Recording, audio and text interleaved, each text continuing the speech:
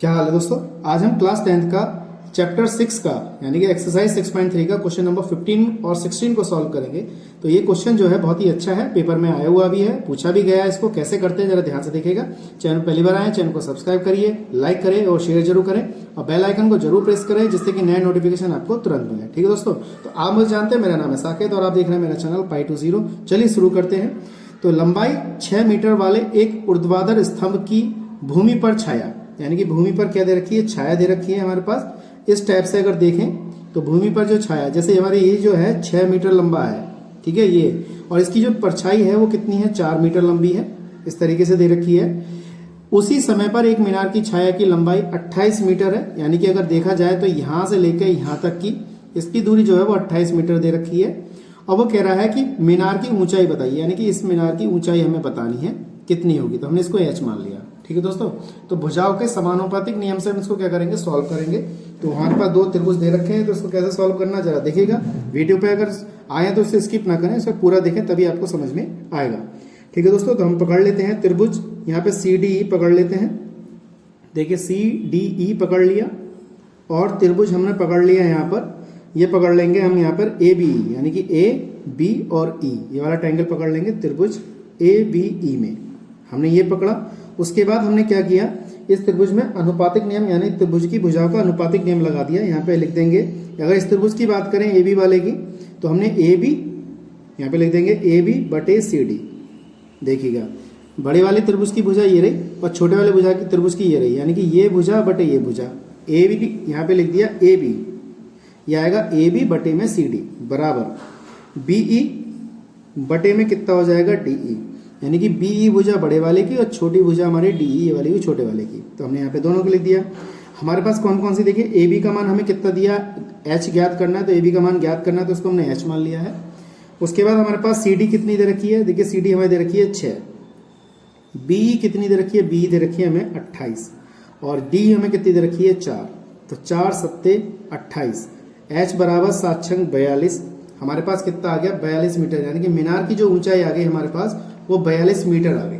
ठीक है दोस्तों, मैं समझता हूँ आपको अच्छी तरह समझ में आ गया होगा। छोटा सा क्वेश्चन था, अच्छी तरह समझ में आ गया होगा। इसी प्रकार से अगला क्वेश्चन हमारे पास दे रखा है, क्वेश्चन नंबर 16 है। ठीक है, ये क्वेश्चन है और इस क्वेश्चन का जो चित्र दिया है वो हमें ये दिया हुआ है। देखिएगा, इस तरीके से हमें यहाँ पे सॉल्व करना है। ठीक है, तो दिया है AD और PM त्रिभुज ABC और PQR की क्रमशः माध्यिकाएं दे रखी हैं। यहाँ पर AD और PM त्रिभुज की माध्यिकाएं दे रखी हैं। इस आधार पर वो कह रहा है कि अगर त्रिभुज हमारे कैसे हैं, समरूप हैं, तो सिद्ध कीजिए त्रिभुज हमारी जो समान अनुपात में AB बटे PQ, यानी कि AB बटे PQ और AD बटे PM, यानी कि ये चीज हमें सिद्ध करके दिखानी। ये भुजाएं आपस में कैसे समान अनुपात में बांटती हैं और क्या है, आपस में बराबर है, ये चीज हमें सिद्ध करना है। कैसे करते हैं देखिएगा दोस्तों। ठीक है, तो याद है, अगर देखा जाए तो ये जो हमारा क्वेश्चन था, क्वेश्चन नंबर हमारा 14 की तरह, बिल्कुल सेम टू सेम 14 की तरह से सॉल्व करना है। कैसे करेंगे जरा ध्यान से देखिएगा, उसका बिल्कुल सेम टू सेम वही लिखना है। तो यहाँ पे लिखेंगे हम दिया है, दिया में हम वो चीज लिखते हैं जो क्वेश्चन में दे रखा होता है। तो क्वेश्चन में हमारे पास क्या क्या चीज दे रखी है वो यहाँ पे लिख देता हूं मैं। तो हमारे पास क्या क्या दे रखा है, देखिए त्रिभुज ABC और त्रिभुज हमारे पास दे रखा है त्रिभुज PQR, दो समरूप त्रिभुज है। ये चीज हमें दे रखी है। कैसे त्रिभुज है, हमारे समरूप त्रिभुज है। देखिए यहाँ पे समरूप दे रखा है, समरूप त्रिभुज है। यहाँ पे लिख देंगे AD त्रिभुज ABC की, और यहाँ पे लिख देंगे PM, हमारे पास लिखा हुआ है PM त्रिभुज, ये हमें दे रखा है। इसमें देखिए त्रिभुज कौन सा है हमारे पास, यहाँ पे देखिए त्रिभुज ये लिख दिया मैंने ABC और यहाँ पे लिख देंगे PQR, त्रिभुज PQR। ठीक है दोस्तों, PQR में PQR की माध्यिकाएं हैं, ऐसे लिख देंगे माध्यिकाएं हैं। ठीक है दोस्तों, दोनों क्या हो गई हमारी, ये माध्यिकाएं हो गई। ये चीज हमें दे रखी है। सिद्ध क्या करना है, सिद्ध करना है हमें अनुपातिक, मैं भुजाओं का अनुपात, यानी कि ये भुजा, यहाँ लिख देंगे AB बटे PQ बराबर हो जाएगा AD बटे PM। ये चीज हमें सिद्ध करनी है। उत्पत्ति इसमें कुछ है नहीं, बस हमारे पास ट्रायंगल है और दोनों को यहाँ पे सिद्ध करके, यहाँ पे सिद्ध करके दिखाना है। ठीक है दोस्तों, रचना में कुछ नहीं, उत्पत्ति कर देंगे। तो हम त्रिभुज की बात करें, त्रिभुज ABC और त्रिभुज हमारा हो जाएगा PQR में। हमने दोनों ट्रायंगल लिख लिए यहाँ पर और जब ट्रायंगल लिख लिए तो उसमें हम भुजा का अनुपात लिख देते हैं, क्योंकि हमें जो चीज पता है वो चीज लिखनी पड़ेगी। ए बी बटे पी क्यू, देखिए ए बी बटे पी क्यू, यहाँ पे लिख दिया ए बी बटे पी क्यू लिख दिया, ए बी बटे पी क्यू आ गया। और हाँ बी सी बटे, यहाँ पे बी सी आएगा, बी सी बटे यहाँ आ जाएगा हमारे पास क्यू आर, यहाँ पे लिख दिया बी सी बटे क्यू आर, ये हमें पता है। ठीक है, ये हमारी बी सी भुजा है, बी सी बटे क्यू आर। अब ये कब है, इसका ये वाला जो कोण है इस वाले कोण के बराबर, तो यहाँ लिख देंगे कोण बी बराबर कोण क्यू है, यहाँ लिख देंगे उभयनिष्ठ कोण है। कैसे कोण है, उभयनिष्ठ, क्योंकि बराबर कोण है तो इसको इस हिसाब से लिख दिया, क्योंकि हमारे पास ये बराबर दे रखे हैं इसलिए लिख दिया। आप उभयनिष्ठ लिखना चाहें लिख लें, अगर ये त्रिभुज एक जैसे होंगे तो उभयनिष्ठ होंगे, लेकिन है तो बराबर ही है, तो यहाँ पे लिख देंगे इसको आप समीकरण 1 मान लो और इसको हम समीकरण 2 मान लें। ठीक है दोस्तों, क्योंकि एक जैसा काम कर रहे हैं दोनों त्रिभुज, इसलिए मैंने उभयनिष्ठ माने हैं। ठीक है दोस्तों, क्योंकि ये इसके बराबर है।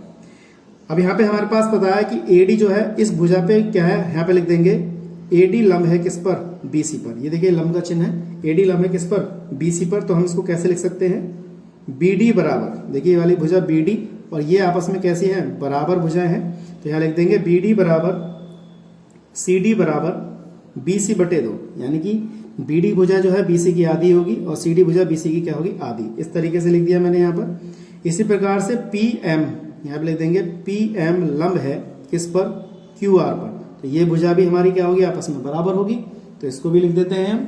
तो यहाँ पे लिख देंगे हम कितना, क्यू एम बराबर, देखिए क्यू एम बराबर हो जाएगा एम आर बराबर क्यू आर बटे में 2 आ जाएगा, यानी कि इस पूरी भुजा का आधा। ठीक है दोस्तों, हम इस तरीके से लिख देंगे।